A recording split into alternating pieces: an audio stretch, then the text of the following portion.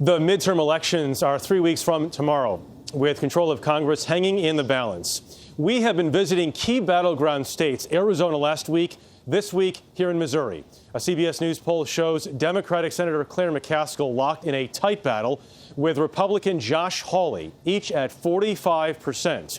We have been traveling this state talking to voters and candidates in this very closely watched election. It's nasty, it's dirty, it's unfair, but you know what? It's worth it. That is the sound of Missouri Senator Claire McCaskill fighting for her political life. She is a 65-year-old, two-term Democrat in a state the president won in 2016 by nearly 20 points. How does Claire McCaskill get things done for Missouri? McCaskill did vote nearly half the time in support of President Trump's agenda. She hasn't kept it secret. I don't do a knee-jerk opposition to the president. I try to figure out each nomination and each policy position based on the merits, and then I have to explain it to Missourians. But would you call his presidency a success? I think it's a work in progress, and I think that's up to voters. This election is about saving our country.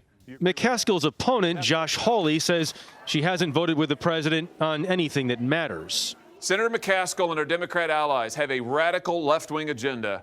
Hawley is the state's attorney general, a 38-year-old Yale Law School graduate who once clerked for Chief Justice John Roberts. He's a conservative who has hooked himself to the president, and he hopes to the voters who put him in the White House. They did that because he said he would go out and fight for our values and the things we believe in. I think he's doing that. And so long as he's doing that, I'm going to be for him. Is there anything you disagree with him? Well, I would say that, look, I would encourage him to keep a hard line on spending. I think the way that Congress has forced this outrageous spending on him is something that is not good.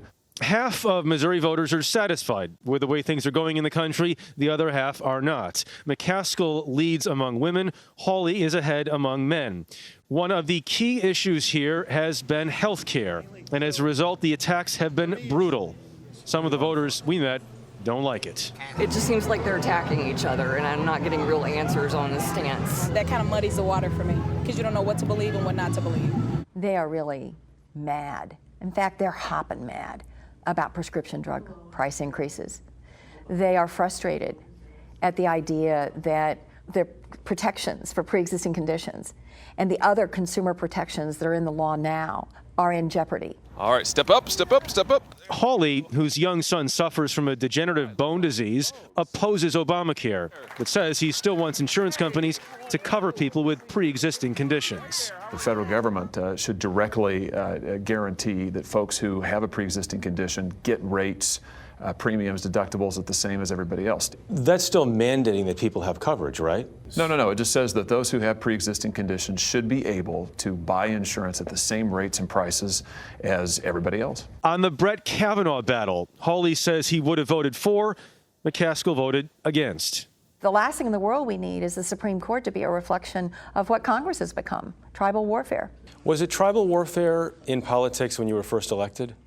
Not as much. All of the noise is generated on the ends of the spectrum. We need more noise in the middle. Senator McCaskill says you don't use the word compromise. If you go to Washington, can you compromise? Sure. I think it's about representing the people of your state. So you've got to be willing to cross party lines. You've got to be willing to be independent. I'll work with anybody on any topic if it's good for the people of my state.